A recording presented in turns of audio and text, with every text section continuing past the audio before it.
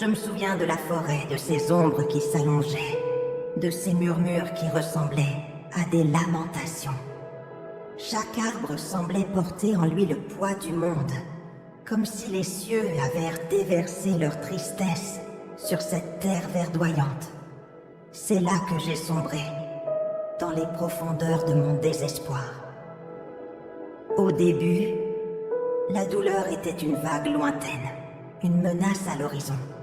Puis, elle s'est abattue sur moi avec la force d'un ouragan, déracinant tout ce qui faisait de moi une personne entière. J'ai cherché refuge dans l'obscurité, dans le silence de la nuit. Les étoiles, ces éternels témoins de nos joies et de nos peines, me semblaient indifférentes à ma souffrance. J'ai marché des jours entiers, perdu dans mes pensées. Chaque pas était une éternité, chaque souffle une agonie. Je me suis souvent demandé pourquoi moi. Pourquoi la vie avait-elle décidé de m'arracher ce que j'avais de plus cher? La colère me rongeait de l'intérieur, une colère aveugle et destructrice. Je me suis assise au pied d'un vieux chêne, ses racines s'enfonçant profondément dans la terre, comme pour puiser la force de vivre. J'ai posé ma tête contre son tronc rugueux et j'ai pleuré. Des larmes amères qui salaient mes joues et qui semblaient ne jamais vouloir s'arrêter.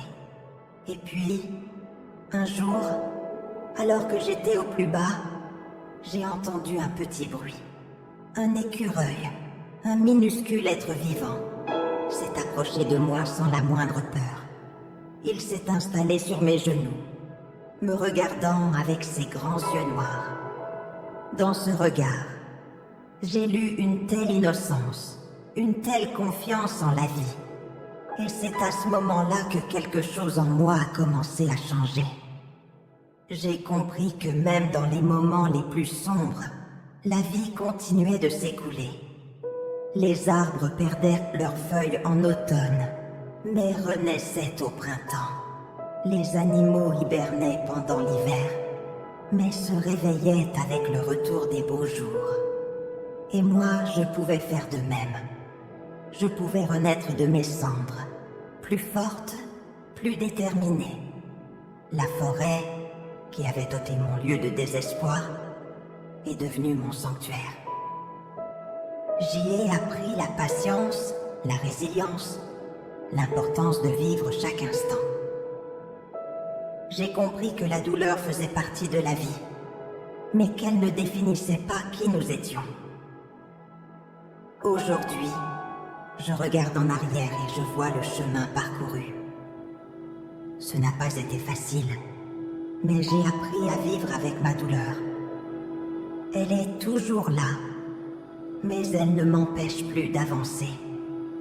Je sais que même les plus sombres nuits finissent par se terminer et que le soleil se lève toujours.